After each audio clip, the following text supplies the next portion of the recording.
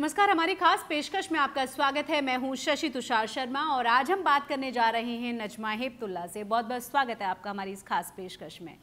शुरुआत आपके मंत्रालय के साथ इन 2 सालों में कितना कुछ किया, कितने आगे बढ़े आप? हम बहुत आगे बढ़े हैं इन 2 सालों में। देखो शशि, एक बात कहूँ मैं तुमसे, तुम्हें याद होगा इलेक्शन से पहले भी तुम मेरे पास आई। याद है मुझे। तुमने इलेक्शन से पहले बहुत सी कंट्रोवर्शियल बात कही थी कि लोग कह रहे हैं जी। लोग ये कह रहे हैं कि नरेंद्र मोदी माइनॉरिटीज़ के खिलाफ हैं, उन्होंने टोपी नहीं पहनी, बवाल मचा था, बवाल मचाया उसमें। तो मैंने तुम्हें क्या कहा था? तुम पुराना इंटरव्यू निकाल के देख। मैंने कहा था मुसलमानों को टोपी की नहीं रोटी की ज़रूरत है। और नरेंद्र मोदी जी के बारे में जो मेरी सोच थी वो सही साबित हुई। और जो लोगों ने उनके खिलाफ एक माहौल बनाया था, एक डर का माहौल बनाया था कि नरेंद्र मोदी जी जो आएंगे तो मुसलमानों का कत्लेआम होगा, मुसलमानों को की माइनॉरिटी मिनिस्ट्री ख़त्म कर दी जाएगी, वो अगर रखी भी तो बजट कट कर दिया जाएगा, वगैरह वगैरह। और ऐसे डराया था कि जैसे वो भेड़ बकरियों को डराया जाता है शेर के डर से, ऐसे डराया था। वो सब गलत साबित हुआ। तो जब नरेंद्र मोदी जी ने ये जिम्मेदारी मुझे दी 2 साल पहले, तो मेरे सामने 2 सवाल थे। एक तो जिन्होंने डराया था मुसलमानों को, डरा डरा के वो उनका वोट बैंक बना के रखा था उन्होंने। मुझे देखने का पता लगा स्टडी करके 2 साल में कि इतने पिछड़े थे, जिसका रिफ्लेक्शन के सच्चर कमेटी की रिपोर्ट में है कि वो दलितों से उनकी हालत बदतर हो गई थी। तो मेरे सामने एक चैलेंज था कि उनको उस गरीबी की रेखा से ऊपर लाके उन्हें एक अच्छा मुस्तकबिल, एक अच्छा भविष्य देने की जिम्मेदारी थी, जो नरेंद्र मोदी जी चाहते हैं, सबका साथ सबके विकास। और दूसरा जो इससे भी बड़ा चैलेंज मेरे सामने था कि वो जो एक धारणा बनाई थी, जो एक परसेप्शन था, उसको बदलना कि नरेंद्र मोदी जी किसी के खिलाफ नहीं है, किसी के दुश्मन नहीं है, वो हर एक के दोस्त हैं, उस मुल्क के आम जनता के विकास की बात करते हैं। जब जैसा कि मैंने पटना के बारे में भी तुमसे उसी वक्त कहा था कि पटना में जब बम फटे थे, मैंने कहा था उन्होंने विकास का मुद्दा नहीं छोड़ा था। आज मैं दोबारा वही बात दोहरा रही हूँ, क्योंकि जो मेरी उनके बारे में सोच थी वो गलत नहीं थी, वो सही साबित हुई है। और हम ज़बानी बात नहीं करते, नरेंद्र मोदी जी ज़बानी बात नहीं करते, हम सबूत के साथ अमल करके दिखाते हैं। उसके ऊपर अमल करेंगे तो लोगों को यकीन आएगा कि सही है। और वो अमल करा हमने, तो वो ये इस किताब की सूरत में तुम्हारे सामने, ये मेरा 2 साल का लेखा जोखा है, जिसमें हमने जिनके बारे में कहा जाता था कि नरेंद्र मोदी जी विकास के काम नहीं करें, हमने शिक्षा के उसमें कमी थी, महिलाओं की शिक्षा के ऊपर, स्किल डेवलपमेंट पे, कि ताकि बच्चों को एक अच्छा स्किल सिखाएं, कौशल विकास हो, ताकि वो एक अच्छी ज़िंदगी गुजार सकें, एक अच्छा रोज़गार कमा सकें। दूसरे ये लोग बात करते थे माइनॉरिटीज़ की। मेरे यहाँ तो 6 माइनॉरिटीज़ हैं, मुस्लिम है, क्रिश्चियन है, पारसी हैं, सिख हैं, बुद्धिस्ट हैं, जैन हैं, मगर फोकस कही जाती थी मुस्लिम। और ये मंत्रालय भी कभी पिछली सरकारों ने इस मंत्रालय का फोकस किसी और माइनॉरिटी नहीं रखा, मुस्लिम रखा। मुस्लिम मंत्रालय है जैसे, इसीलिए मुस्लिम मिनिस्टर बनाते रहे। भाई 6 में से किसी को भी बना देते, ठीक है, नरेंद्र मोदी जी ने मुझे बनाया।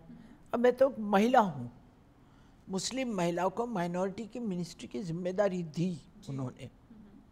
पढ़ी लिखी महिला, समझदार, उन्होंने मुझे समझा इस काबिल। मैं उनकी इस बात की एहसानमंद हूँ कि उन्होंने मुझे ये चैलेंज दिया कि तुम करो ये काम। मैंने यही कोशिश की है दोनों फ्रंट पे कि परसेप्शन बदले और हम विकास की धारा में शामिल हो जाए, मुख्य धारा में शामिल हो जाए। इन 2 सालों में 65-67 साल की बैकवर्डनेस को बदलना समय लगता है, मगर अगर हम सही रास्ता चुन ले कि हमें इस रास्ते से आगे बढ़ना है, हमें एक प्रोग्राम बना लें कि हमें ये करना है, उसके लिए जो हमने हज़ारों बच्चों के लिए जो स्किल डेवलपमेंट के लिए हमने एलोकेशन कर दिए हैं फंड के इस साल के बजट में, 99% हमारा बजट हमने एलोकेट कर लिया, यूज़ कर लिया। सब एलोकेशन हमने कर दिए, चाहे स्कॉलरशिप के हों या स्किल डेवलपमेंट के हों। और जो मैं एक एक प्रोग्राम भी बताऊंगी, हर एक कम्युनिटी की अपनी एक ज़रूरत होती है। जैसे मुसलमानों के लिए शिक्षा में कमी, आर्थिक कमी, उससे सामाजिक पिछड़ापन है, उसको मुझे देखना था। वहीं पारसियों में उनकी नंबर कम है, तो उनके नंबर को बढ़ाना एक मेरी जिम्मेदारी थी। अलग अलग चुनौतियाँ हैं, 6 की अलग अलग चुनौती, मगर बात हमेशा होती है मुस्लिम की, क्योंकि वो पिछड़े हैं सबसे ज़्यादा। और अगर समाज के 200 मिलियन है कि 150 मिलियन है, जितने भी हैं, समझो 15% 16% जो हैं, अगर वो समाज का 16% हिस्सा पिछड़ा रहेगा तो समाज तरक्की तो नहीं कर सकता, लॉपसाइडेड डेवलपमेंट होगा। तो ये बहुत ज़रूरी है कि हम उनके लिए माइक्रो लेवल पे फोकस करें। नहीं, लेकिन आप देख रही हैं कि अभी 5 देशों से नरेंद्र मोदी लौट कर आए हैं और किस तरीके से लोगों ने वहाँ वार्म वेलकम किया है नरेंद्र मोदी का। लेकिन इस देश में डिग्री पर विवाद इतना छिड़ता है कि उसके बाद तमाम बड़े लोगों को आकर सफाई देनी पड़ती है।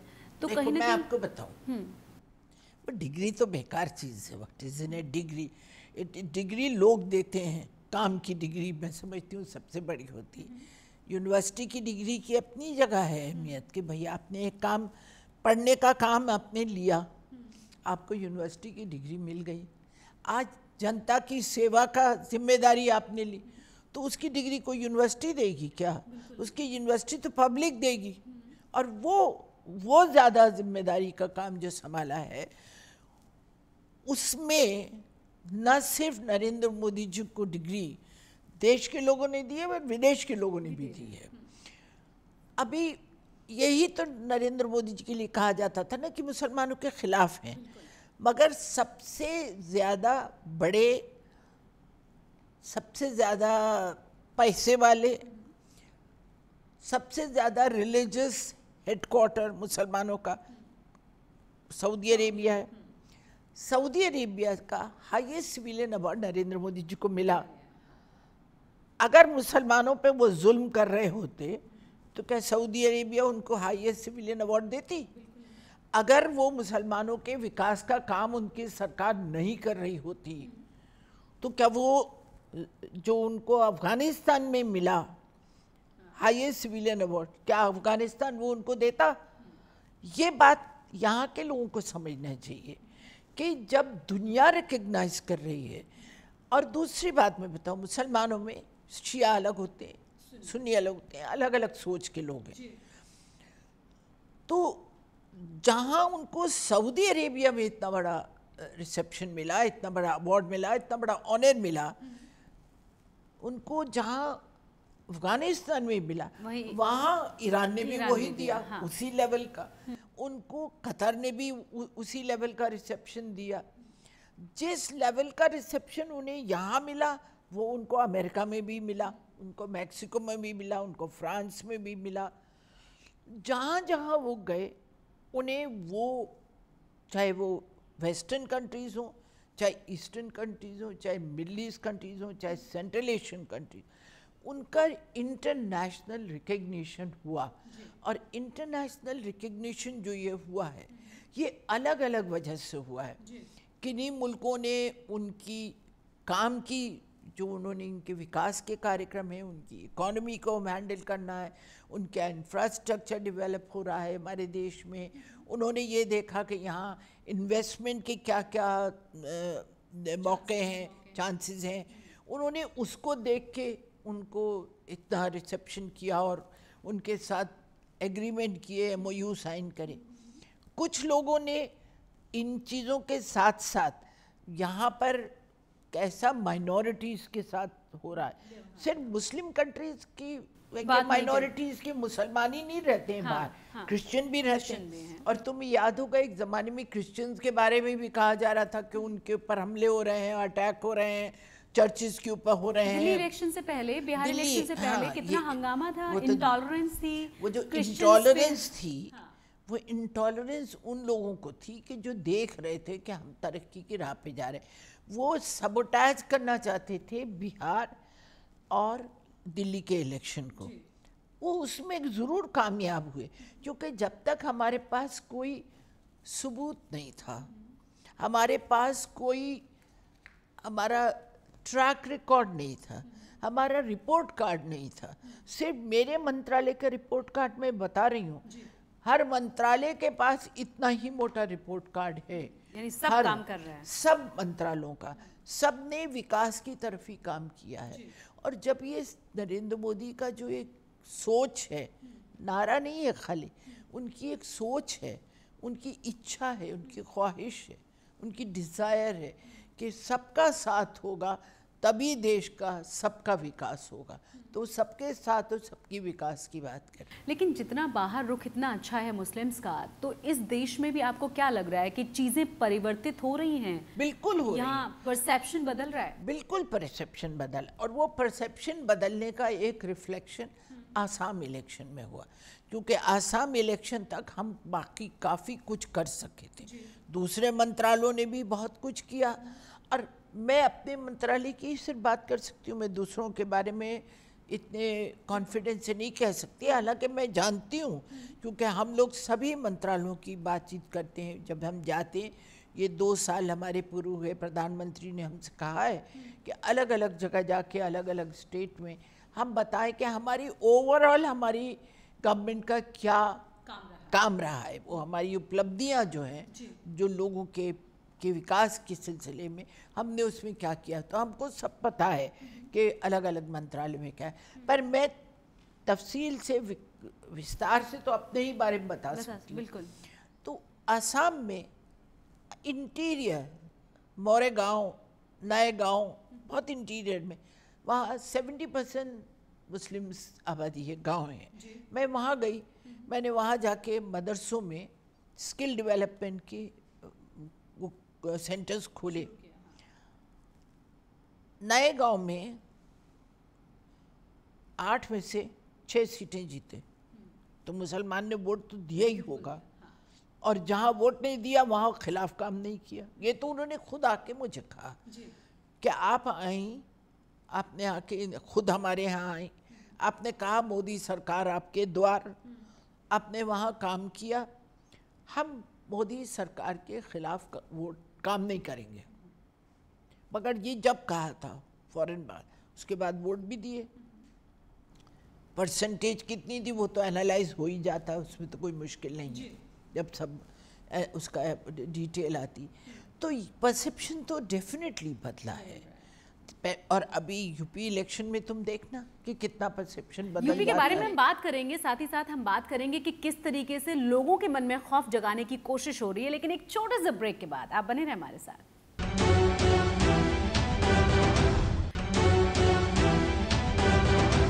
ब्रेक के बाद एक बार फिर से आप सभी का स्वागत है। आज हम बात कर रहे हैं नजमा हिप्तुल्ला से, जो अपने मंत्रालय के बारे में तमाम चीज़ें बता रही हैं, सरकार का कैसे परसेप्शन चेंज हो रहा है वो भी बता रही हैं। नजमा जी, आपने देखा होगा तब से लेके अब तक तमाम जो बाकी की पार्टियां हैं वो लगातार कह रही हैं कि बीजेपी से बड़ी कोई कम्युनल पार्टी नहीं है, और शायद इसीलिए महागठबंधन की तैयारी भी चल रही है। क्योंकि आपने यूपी इलेक्शन की बात की, इसलिए मैंने कहा महागठबंधन की तैयारी अपनी कुर्सी बचाने के लिए चल रही है, देश के विकास के लिए नहीं चल रही। अपनी अपनी कुर्सियां बचाने के लिए सब मिल के कि हम कैसे बचें, क्योंकि बीजेपी तन्हा उनके मुकाबले पे आके खड़ी हो गई है। और ऐसे ही नहीं खड़ी हुई है, अपने पूरे कार्यक्रम का लेखा जोखा लेके जो करा है हमने 2 साल में वो ला के बता रही है। और उन्हें दिख रही है, जो चेंज दिख रहा है, जो घबराहट आज है, वो घबराहट ऐसे ही नहीं है। इतनी घबराहट लोकसभा इलेक्शन में नहीं थी, क्योंकि वो समझते थे कि जो प्रोपेगेंडा कर रहे हैं उससे फ़ायदा हो जाए। मगर उसके बिहार में और यहाँ दिल्ली में उन्हें, क्योंकि हमारे पास कोई था नहीं, तो उन्हें उस प्रोपेगेंडा का फ़ायदा हुआ।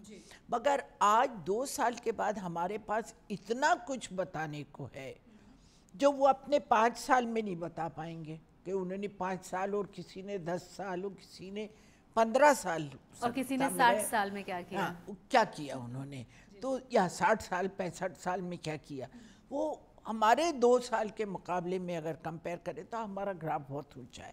तो जो घबराहट है वो उन लोगों में, और जो बार बार महागठबंधन, जो आपस में एक दूसरे की सूरत देखना नहीं चाहते, एक दूसरे के खिलाफ बात करते आए हैं जिंदगी भर, हाँ, वो आज एक मंच पे बैठने को तैयार हैं, और कहीं कहीं तो बैठे भी हैं। पर आप पूछिए ना कि उनमें से प्रधानमंत्री कौन बनेगा। राहुल गांधी रहेंगे, मुलायम सिंह यादव रहेंगे, लालू प्रसाद यादव या नीतीश कुमार, मायावती, ममता बनर्जी, आखिर चुन के तो आए कि कौन रहेगा प्रधानमंत्री। हम क्यों फिक्र करें, हमें तो मालूम है नरेंद्र मोदी प्रधानमंत्री बनेंगे, फिक्र तो उन्हें करना चाहिए। हमारा तो, हमें तो पता ही है पहले से कि नरेंद्र मोदी ही वहाँ के हिंदुस्तान के प्राइम मिनिस्टर ने, वही हमारा चेहरा वहाँ रहेगा, जिसको हमारी पार्टी चुनेगी वो वहाँ चला जाएगा। तो हमारे पास तो लीडर है, उनको फिक्र होना चाहिए कि कौन बनेगा वहाँ चीफ मिनिस्टर, कौन बनेगा, और कौन बनेगा प्राइम मिनिस्टर, कौन बनेगा चीफ। अभी तो प्राइम मिनिस्टर में तो बहुत टाइम है, उसकी तैयारी की मैं बात करी थी ना, महागठबंधन यूपी में भी हो रहा है। तो जो महागठबंधन पहले यूपी में तो कर ले, वहाँ तो सोच ले कि क्या करना है। मगर मैं तुम्हें जो बात कह रही थी, ये जो घबराहट है उनकी, ये जो परेशानी है, जो ये हड़बड़ी मच गई है, ये इस वजह से है कि उन्होंने हमारे काम को देखा है, हमारी सरकार के, नरेंद्र मोदी के। उन्होंने न सिर्फ देश में मगर देश की सरहदों से बाहर जाके जो अपना एक छाप छोड़ी है, उससे ये लोग परेशान हो गए हैं। इसीलिए गठबंधन और महागठबंधन की बात कर रहे हैं। लेकिन आप क्योंकि बीजेपी में हैं, सरकार में आपको 2 साल हो गए हैं, आप ज़्यादा अच्छे तरीके से बताएंगी बीजेपी के बारे में जो खौफ था, आरएसएस के बारे में जो खौफ है। हालांकि हमने देखा है कि आरएसएस के स्कूल में पढ़ने वाले 45 मुस्लिम बच्चे, और एक ने तो नाम रोशन किया है, जिस तरीके से स्कोर किया है उसने संस्कृत में, आप ज़्यादा अच्छे से बता पाएंगी कि आखिर सच्चाई क्या है। सच्चाई तो यही है जो हो रही है। ये मेरी इस किताब में तुम पढ़ना, कितनी मुस्लिम लड़कियां जो हिजाब में हैं, उनकी सक्सेस स्टोरीज इसमें पढ़ो। इसमें 5 बच्चे जिनको हमने मदद करी थी, सिविल जो इलेक्शन, उसके सिलेक्शन होते हैं, एग्ज़ाम देते हैं सिविल सर्विसेज के, उसमें 5 बच्चे आए हैं। 5 बच्चों में 3 मुस्लिम लड़के हैं, 2 लड़कियां, एक सिख है, एक बुद्धिस्ट। एक लड़का मुंबई का है, मारे इन लोगों के डर के, जो इन्होंने बीजेपी के खिलाफ एक माहौल बनाया था, उसने बम्बई में, उसने खुद कहा है, उसने अपना नाम हिंदू नाम रख के वो वहाँ था, उसको कोई घर नहीं दे रहा था, तो इसलिए उसने अपना नाम बदल दिया, कुछ और नाम, हिंदू नाम बताया, और वहाँ रहा। उस लड़के को हमने, हमारी मिनिस्ट्री ने मदद करी। वो लड़का, उसका फादर ऑटो रिक्शा ड्राइवर है, वो लड़का सिविल सर्विस के एग्ज़ाम में पास हुआ। उसने डिस्क्लोज किया कि मेरा नाम ये है, मैंने खाली डर के मारे इन लोग, ऐसा डर पैदा कर दिया था। आज अगर उसे डर होता तो क्यों अपना सही नाम बताता। ये हमने जश्न उस्ताद किया था, दिल्ली में किया था। उसमें एक औरत आई, वो छोटे से किसी गांव की, महाराष्ट्र की है, छोटे शहर की, वो कुछ बैग बनाती थी, तो उसके बैग किसी ने, कोई आया फॉरेनर, उसने ख़रीदे, फिर दोबारा आया, उसने फिर ख़रीदे, उसी दिन भर में 2 बार आके गया। फिर वो ऑस्ट्रेलिया से उसको 50,000 का ऑर्डर भेज दिया उसने उन बैग्स। अब वो औरत कहीं छोटे से गांव में रहती है, खुद बनाती है, कुछ 2-4 लोग लगाए होंगे उसने। अब उसको, उसकी ज़िंदगी में तो तब्दीली आ गई। वो आके इतने फख्र से बोल रही थी विज्ञान भवन में, तो क्रेडिट किसको जाएगा? नरेंद्र मोदी को जाएगा। और इन लोगों के ऊपर एक पता लगेगा कि जो शिकायत कर रहे थे कि मुसलमानों के खिलाफ ये जो नरेंद्र मोदी की एक छवि बना रहे थे, कितनी गलत साबित हुई। आज कितने बच्चे हैं जो पास हो रहे हैं। और आरएसएस के बारे में कहना, आरएसएस एक सोशल ऑर्गेनाइजेशन है, उनके स्कूल चलते हैं, वहाँ पढ़ाते हैं, और संस्कृत को किसी के धर्म से जोड़ना गलत है। तो संस्कृत तो हमारे देश की ज़बान है। ये क्यों हैरान होना कि एक मुसलमान बच्चे ने संस्कृत पढ़ी, पढ़ना चाहिए। मैं भी अगर मुझे मौका में साइंस की स्टूडेंट नहीं होती तो मैं भी संस्कृत पढ़ सकती थी, मैंने हिंदी तो पढ़ी है। इससे पहले तो हमने मुंबई में भी देखा कि एक बच्ची ने किस तरीके से गीता के श्लोक में कंपटीशन में उसने टॉप किया क्यों था। नहीं ऐसा ये तो देखो, मैं मौलाना आज़ाद के ख़ानदान से हूँ। मौलाना आज़ाद हिंदुस्तान के पहले एजुकेशन मिनिस्टर थे। वो एक इस्लामिक आलिम भी थे, जो इसमें कोई डिस्प्यूट इंटरनेशनली नहीं है कि उनसे ज़्यादा आलिम अभी रिसेंट टाइम में कोई पैदा नहीं हुआ। उन्होंने गीता, रामायण और महाभारत का ट्रांसलेशन अरबिक और पर्शियन में कराया ICCR के ज़रिए। क्यों कराया? क्योंकि उन्हें इस बात पर फ़ख्र था कि यह हमारी हिंदुस्तान की एक धरोहर है, ये हमारी विरासत है, हम उसको दूसरों तक भी पहुंचाएं। तो इसमें मज़हब कहाँ से आ जाता है? लेकिन वो कांग्रेस रही नहीं ना जिसमें मौलाना आज़ाद थे। वो तो चीज़ें बदलती चली गई और आपने ज़्यादा करीब से देखा कि किस तरीके से कहाँ पहुँच गई कांग्रेस। अब ऊंच नीच, जवाल और ऊंचाई तो आती है, तो वही हुआ। ठीक है, अपनी सोच बदलना चाहिए। अगर हम सिर्फ किसी परिवार के बारे में अपनी सोच रखें या हम कोई प्रोग्राम नहीं सोचें, हमें सत्ता इतने साल, कांग्रेस को अभी तो 10 साल की बात ही मैं कर रही हूँ, 10 साल मिली थी, उसमें कोई विकास के काम के बारे में सोचते। इलेक्शन में बजाय इसके कि स्लोगन की बात करें या दूसरे की बुराई करके जीते, अपनी अच्छाई दिखा के जीतना चाहिए। हमारे लीडर नरेंद्र मोदी जी कहते हैं कि किसी की बुराई करके हमें ऊपर नहीं आना है, हमें अपना काम करके उसके बूते पर ऊपर आना है। लेकिन हमने एक और चीज़ देखी जो मैं लगातार बात कर रही हूँ कि मुस्लिम विरोधी बात तमाम पार्टियां बेशक करें, लेकिन राज्यसभा में अभी आपकी तरफ से 2 लोग गए जो मुस्लिम नेता हैं, बाकी की किसी भी पार्टी ने एक भी मुस्लिम लीडर को राज्यसभा में नहीं भेजा। ये देखिए कि हमें तो कहा जाता है कि हमारी पार्टी मुस्लिम विरोधी है, पर ये जनता के सामने जाना चाहिए, लोग देखें कि कहनी और करनी में कितना फ़र्क है, नीति और नियत में कितना फ़र्क है। नियतें कैसी हैं और नीति की बात करते हैं वो। लेकिन कई लोग ऐसे भी हैं नजमा जी, आप देखते हैं कि जो भी हमने देखा वॉशिंगटन DC में जिस तरीके से अमेरिकन संसद के तमाम लोगों ने इतना अप्रिशिएट किया, स्टैंडिंग ओवेशन हुआ नरेंद्र मोदी का।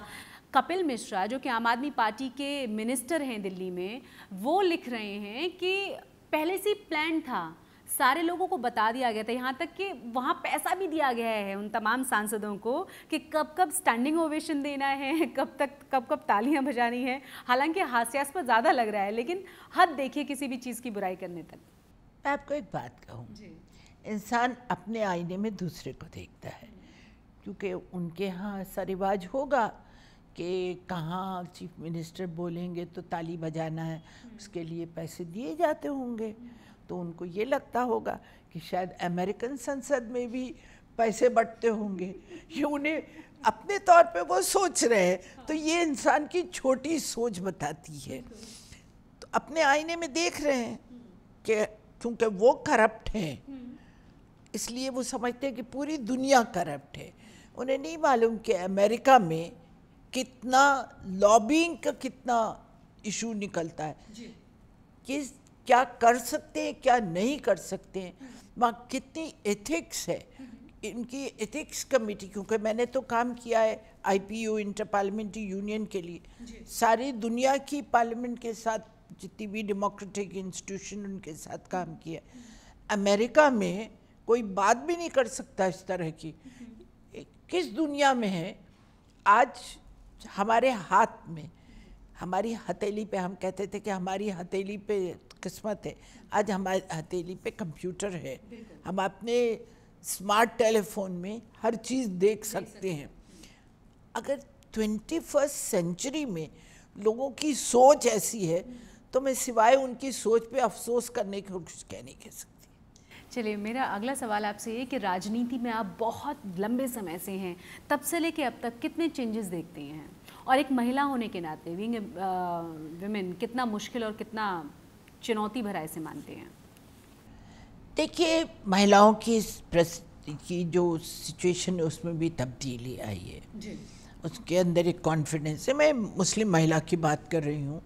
आज मेरी बातचीत हो रही थी, जो नेशनल कमीशन फॉर विमेन है उसकी जो प्रेसिडेंट है उनके साथ में डिस्कस कर रही थी। उनको मैंने बताया कि हमारे यहाँ हमने मुस्लिम लड़कियों को एजुकेशन के लिए कितना कुछ किया है।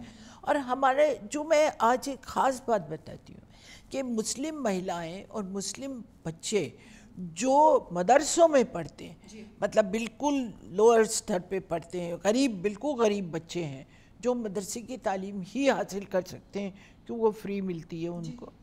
मैंने वहाँ जाके जब स्किल डेवलपमेंट का प्रोग्राम शुरू किया, हमारी मौलाना आज़ाद नेशनल अकेडमी फॉर स्किल्स है, उसके अंतर्गत हमने एक स्पेशल प्रोग्राम बनाया वर्टिकल, जिसका नाम है नई मंजिल।